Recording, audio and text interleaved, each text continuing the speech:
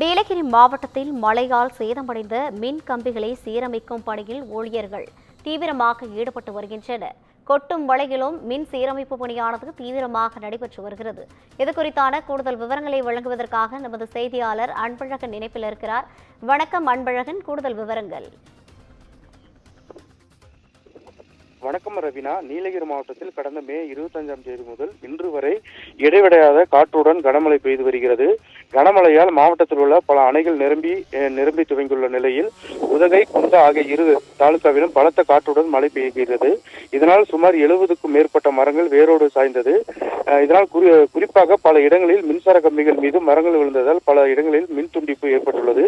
இதனை சரி செய்யும் பணி கொட்டு மழையிலும் கடும் குளிரையும் பொருட்படுத்தாமல் மின்வாரிய மின்சாரம் பல பகுதிகளுக்கு மின் விநியோகம் வழங்கப்பட்ட நிலையில் இன்று இரவுக்குள் அனைத்து கிராமங்களுக்கும் மின்சாரம் வழங்கப்படும் என மின்வாரிய ஊழியர்கள் தெரிவித்துள்ளனர்.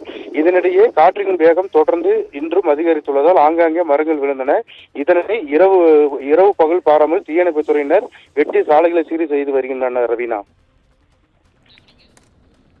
கூடுதல் விவரங்களை வழங்கியமைக்காக நன்றி அன்பழகன்.